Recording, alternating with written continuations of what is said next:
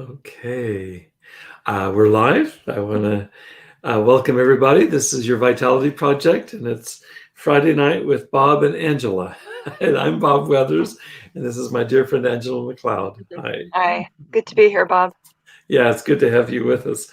You know by now that the posts this week have been in response to last Friday's posts. Yeah. And so we've continued to kind of amplify and expand on those, but I'm really grateful for what you've added to nuance. I think the title of tonight's presentation is related to the post that was just released, which is How to Be Perfectly Imperfect. And it's really, it's playful. The title is playful, but it's really to get at the fact that maybe there's a different way for us to think about being perfect. And we talked about that in the post today, that the ancient Greeks had this notion of perfection being much more to do with completion or wholeness than about somehow being without blemish or without fault. And it's in that spirit that you raised last week. We were talking about, I did this exercise that was based nominally on the work of Stanley Block and 𝗕𝗲 𝗣𝗲𝗰𝗁 in their Mind-Body Workbook for Addiction Recovery. And I adopted it fairly uncritically, and you were able to bring an insight into that, which is these various qualities don't really line up as opposites and don't necessarily line up as undesirables. It's like that's a little bit too simplistic for all of us, and I couldn't agree with you more.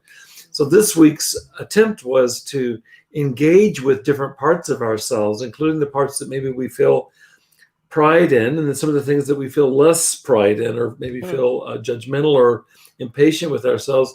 And might there be a way, in the spirit of kind of the ancient Greeks' idea of wholeness, might there be a way to embrace all of our parts, including looking creatively at some of the value, even in some qualities that we might not like about ourselves in some circumstances, they might serve us beautifully in others. And so that's been the dialogue this week. And I'm here with you, and I'd love to hear your own further thoughts. Really, this whole week's set of posts have been dedicated to our conversation, specifically your contributions last week. So here we are again, and I'm taking notes, dear Angela. Oh, thank you. Well, it's mutual. I'm always taking notes on things you share, and just especially in this post today. I really like the simplicity of the steps. First, just noticing something that you feel bad about that you did, something that just doesn't fit what you feel is with your values, or it's just a negative. And then naming, seeking to name what might have led to you doing that thing. And then just noticing, if there's any value in that, in what you did, like maybe in a different context, just as you said.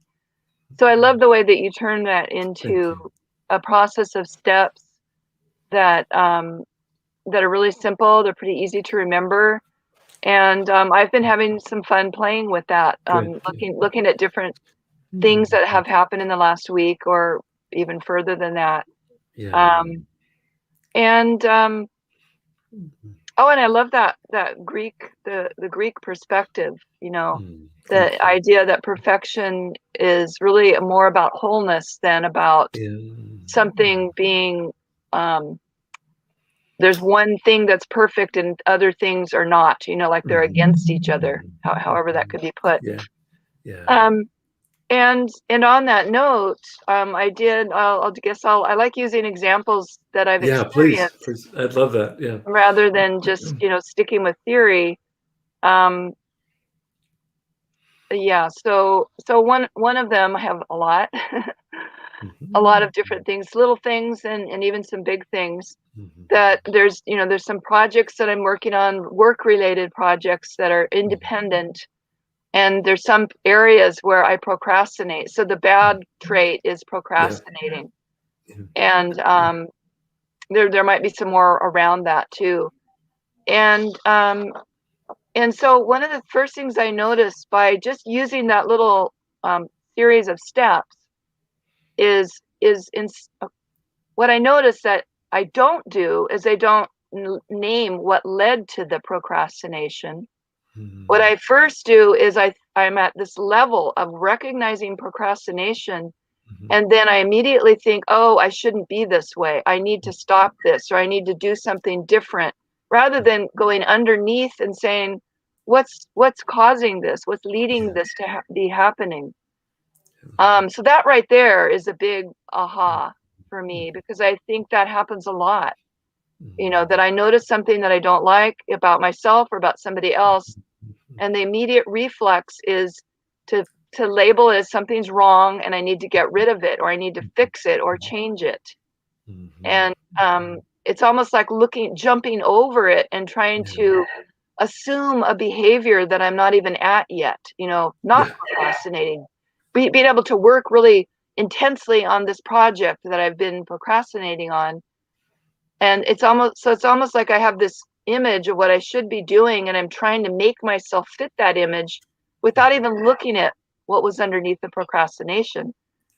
So that was a big, it's not that I haven't noticed that before, but it was good to really bring that up into my awareness again. And then the other thing. Let me insert something right here. Just it came to me, and I'm afraid I'll forget it. I really like what you're saying. You and I have spoken of this before, but all those years ago, when I was introduced to Carl Jung's approach to active imagination, it was really his student, Maria Louisa von Franz, who developed that. And then a dear friend and mentor of mine, Robert Johnson, who was in the Jungian tradition. It was Robert's work on active imagination. And there's others who have developed this, Esther Harding, others come to mind in the Jungian tradition that really developed this. I practiced that pretty regularly as my journaling for the better part of the 1990s. It began to gravitate and move in a different direction, you know, how these things transform and change over time. But what I got out of Robert's writings about active imagination, following on Jung and von Franz, was this idea of engaging with whatever it is that comes up. Now, Jung developed it in terms of dialoguing with dream images, but I, like you, began to adapt it and very much in the spirit of this week's exercises, began to dialogue with different parts of myself, which you could say are they're manifest in dream images symbolically, but we have one author, Mary Watkins, calls them waking dreams. We have these waking images that are with us all the time. And so let's say it's procrastination, the one that you named, and all of us can relate to that. What I learned from Jung and Robert Johnson was to dialogue with the procrastination. And the method that I developed that was inspired by their work was to start by acknowledging, I would just write down, what's the worst thing about you being the procrastination. And so I would ventilate all of that, you know, all that stuff that didn't feel good. But the real pivot point, and this really is active imagination at its best, would be then to look at the procrastination and ask it, what is it you want from me? What is it you want? And to give it a voice. And there was never any lack of things that it wants from me. And I think in an indirect way, it gets at what you're saying, I think, which is dipping deeper below the surface behavior. The surface behavior, or I guess we could say non-behavior, is procrastination. And we can judge it from above, but what would it be like to come into it from underneath and find out what it wants? And oftentimes it's illuminating what it wants. And the idea with active imagination, following on Jung's writings about the shadow, is if I befriend the shadow, befriend the procrastination, it's likely to be much more cooperative with me.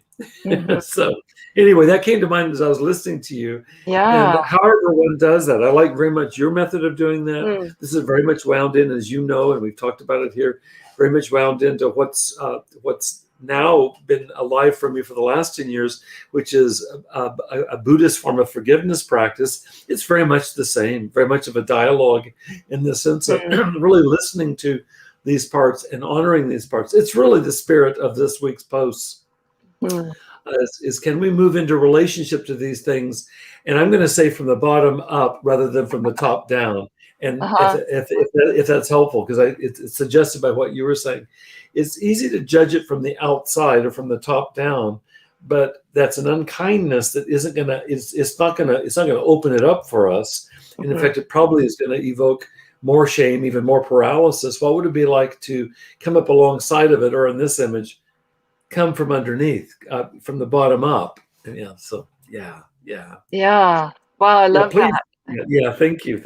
Please continue. Yeah. Yeah, there's so many different approaches. That I love that resource idea of dialoguing with it. I think I'll play with that one too a little bit more. Good. Yeah.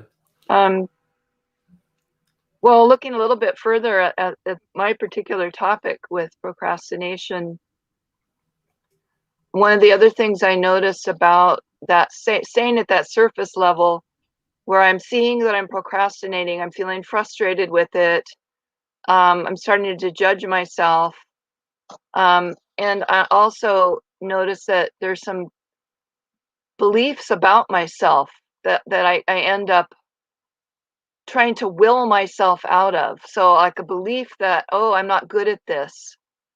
I don't have what it takes to stick with a project and really stay focused. I'm too scattered, these kind of thoughts, these beliefs about myself, that then they sort of, in a sense, add fuel to the procrastination, because I sort of end up believing them. So with that question of what's underneath it, or what led to the procrastination, well,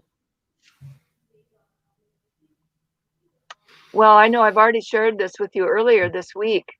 In this particular situation, it's kind of creeped up on me over years, actually, that I had developed a style of working that I have the capacity to multitask and do lots of multiple things. But that particular style doesn't allow me to do certain kinds of work that take a lot of focus, concentration, sticking with something. And so that's partly what led up to the procrastination, because this particular project really needed me to not be interrupted for like several hours. I needed to lay all the papers out. I needed to, not be interrupted by phone calls, or my cat needing to be tended, or my housemate having a question. All those things that in my regular style that I normally am in, I can do all of that. I could drop this and I could go help my friend do something. So that's part of what led to the procrastination. And it's not really a bad thing. I mean, that trait of being able to multitask and that style of working serves me in a lot of situations in my life, and it's very productive at times. And so that took away some of that feeling, that negative self feeling, that the feeling that I'm just bad at this.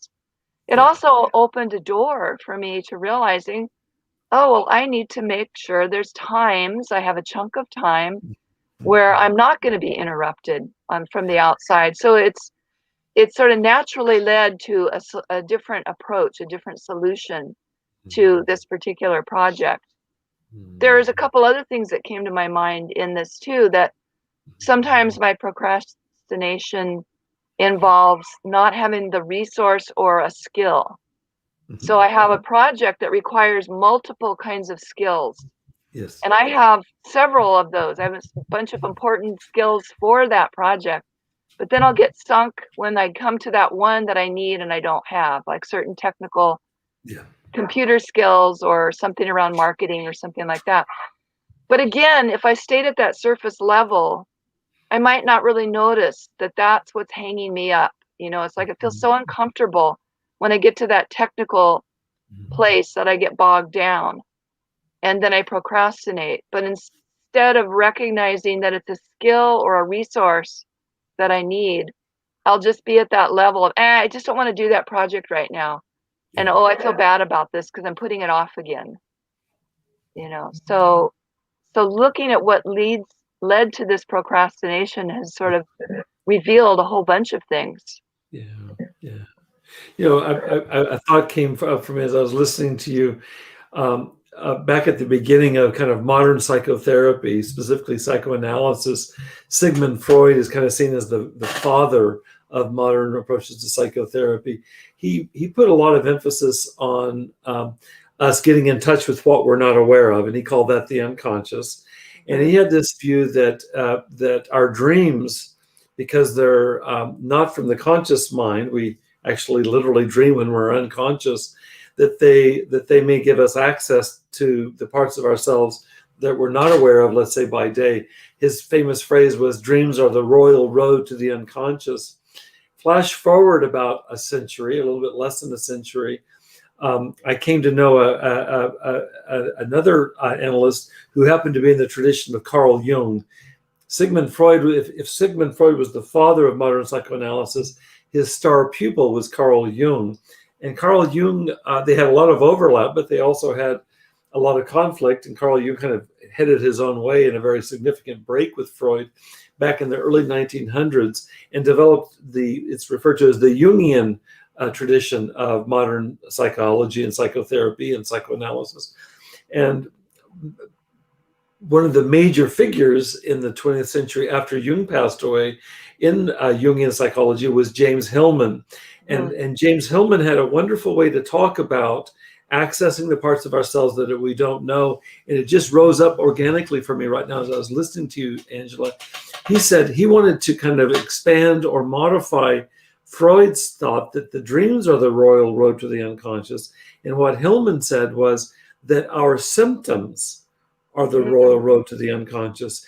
And when he goes deeply into that, he was really talking about things like procrastination, the things that we would judge, the things that we would pathologize within ourselves, oftentimes are gold if we'll spend some time with them. So he said, you want to be careful about trying to get over symptoms, let's say procrastination, get over it too quickly, because it may be, I think of it as just being a hugely important red flag. It's like, well, maybe I need a different kind of time for this kind of work, or maybe I need a different skill set. Rather than writing it off and berating ourselves, can we use that as a signal from what we're not aware of? And so the spirit of Hillman is here when we're talking. It feels like to me, as I'm listening to it, it's rooted in self-compassion for sure. And it's really, I cited this, and I think it's in one of the posts this week's, where the contemporary American poet Robert Bly wrote a book called A Little Book on the Human Shadow. And it is a little book, and it's on what we're talking about, the things that we have a hard time with ourselves. And he coined the term there. He said, we need to eat our own shadow. And he meant what we're talking about. Rather than expelling it or rejecting it, what would it be like to actually ingest it, take in that procrastination, chew on it figuratively until it reveals what it wants to reveal, and then take that as a learning. And I like that spirit very much. And I think it's very much modeled in what you're saying, how you're approaching this irritating problem of procrastination, and finding that it's a guide. It can really guide you to new ways of being in your work in a fruitful and creative and productive way. Yeah. Well, I really feel moved to give a shout out to the 𝗕𝗲 Center on this note, because I think that they have really taken the spirit of what we're talking about into the world of addiction recovery, and even broader than that, all kinds of recovery from anxiety and depression. But the whole point there is using mindfulness, going below, addiction being the symptom, as we're talking about. Which definitely causes a lot of problems and really wrecks a lot of our life. At the same time, what is it underneath that drives us to addiction? And can we look to that and work with those things that drive us to addictive behavior, and focus on those things as our way of really healing at the deeper level. So that we heal those urges that make us want to use substances or behaviors. Because I think there may be a tendency to really focus on stopping the behavior and stopping at that point, which and I don't want to downplay the need and the value of abstaining from our destructive behaviors. However, often a lot of us, and I know I did this a lot in addiction, I would put a lot of energy into stopping my behaviors and my uses of substance, and then I wouldn't do anything else. I would go on with life as if that was, now I'm done with that. And then I would eventually relapse again, because I wasn't really dealing with those deeper shadow stuff that was driving the behavior. Yeah. Yeah. Thank you for that. I put a note there to the 𝗕𝗲 Center for people that want to go online to find out more about it, or to reach out to you to find out more about it. Really have so much respect for the work that Scott has done there, as well as you and the training and those that work from this model. And it really is in the spirit of what we're talking about. Mm. It's easy to understand why around something, I like the way that James Hillman talked about the shadow. He said they call it unconscious because it's unconscious. It's typically really noxious. We don't want to get close to it. Yeah. And it takes a lot of courage around something that is so destructive and associated with so much pain and oftentimes trauma, like addiction. It's very hard to stay with it and try to be informed by it, or to dip deeper than it. The reaction is to the surface behavior. The behavior is so reprehensible. The problem with that is that any solution so-called solution that we bring to the problem of addiction, if it doesn't go deeper, and it's exactly what you're saying, we're going to be stuck with a kind of a whack-a-mole situation where you whack the mole over here and then he pops up over here, you whack him over here. And hence you get the kind of revolving door phenomenon. And certainly any of us that know severe addiction, and you and I both do personally, know what it's like to relapse again and again and again until we've got enough kind of critical mass to where you can begin to kind of peak above the water and stay there. It's challenging at best, but I don't know how anybody honestly is able to sustain recovery from addiction without doing this deeper dive that we're talking about it. I think it's possible for some people to stay literally sober from a specific form of addiction. For example, let's say somebody who's addicted to alcohol, they can literally stop being addicted to alcohol sometimes. And yet if they don't deal with these deeper issues, I do believe very strongly what Freud said, he called it the return of the repressed, is that it will come up in some other form. It's back to whack-a-mole. And so maybe the individual stops their literal addiction to alcohol and it begins to manifest as another form of addiction to another substance or another behavior or even another attitude. I really appreciate this within the 12-step traditions, where they really nail this in terms of talking about a dry drunk is kind of the term that's used for somebody who's literally dry, or to put it in more of a positive way, that we would look at emotional and even spiritual sobriety. That sobriety beyond just literal sobriety from whatever, let's say if it's an addiction to a substance, that's an important piece. And I think you and I both would proclaim that, but it's not nearly adequate or sufficient to sustain recovery over the long haul. In most cases, it requires finding out what's the deep structure underneath my addiction. And I think this way of talking, which is really sparked by your conversation with me last week, it feels like it's faithful to the depths. And I have much more confidence in being able to befriend the parts of ourselves, especially those that are problematic. We talked about procrastination. We could create a whole long laundry list because we all have them, these parts of ourselves that bother us. And if we don't address them, they'll manifest symptomatically. Maybe it will be with anxiety. Maybe it will be with depression.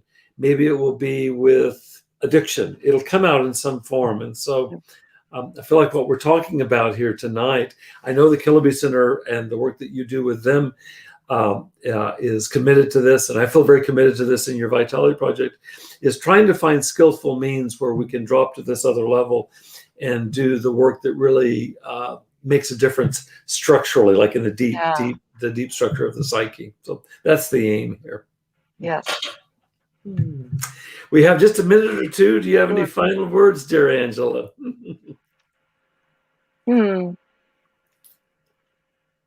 Well, I don't know. I guess I'll just say that sometimes it feels like so much hard work, doing this deeper work, and I can get into being super serious, about it. But I also find joy. I also find peace and joy, within the whole process. And overall, it feels really worth it.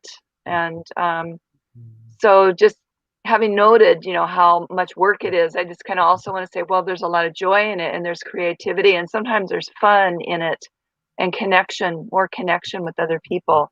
So I think one of the hallmarks of my own experience with addiction is how lonely it is. to be stuck in addiction. And Yeah. so it's hard and it's lonely, and recovery is hard, but it's not very lonely anymore. You know, there's a lot of growth and a lot of connection. Yeah. And so I like to end on that note, maybe. Yeah, thank you. It's a good note to end on. You know, if you think about the part of our brain that is able to connect with others in terms of authentic, heartfelt, vulnerable connection, it requires the part of our brain that goes offline in active addiction. And so by definition, whatever we have in active addiction is almost like a facsimile of intimacy. It's not the real deal. And as we move increasingly deeper and deeper into recovery, I spent the whole day today meeting with individuals who are at various stages in their recovery, many of them from severe addiction, and all of them are noting, whether it's 4 months or 20 months, they're noticing as they get further and further down the line that their lives are coming back into their focus, and it includes relationships. Every one of them is talking about whether it's love for a child or love for a partner or love for a parent. It's been extraordinary. That's the pearl of great price that makes this work worth it. And I just want to second your motion. Angela, thank you as always for tonight. It's wonderful to be with you always. And appreciate you joining us. We'll be back next Friday night for anybody who gets a chance to see this and hear it this next week. Love to hear from anybody. You can write me and I'll pass it along to Angela. I wish you a good evening and a good weekend, okay, Angela? Yeah. Yes, you too. Thank you. Thank you. All right. Good night to you. Thank you, everybody. Good night to everybody who was here with us tonight. Take good care.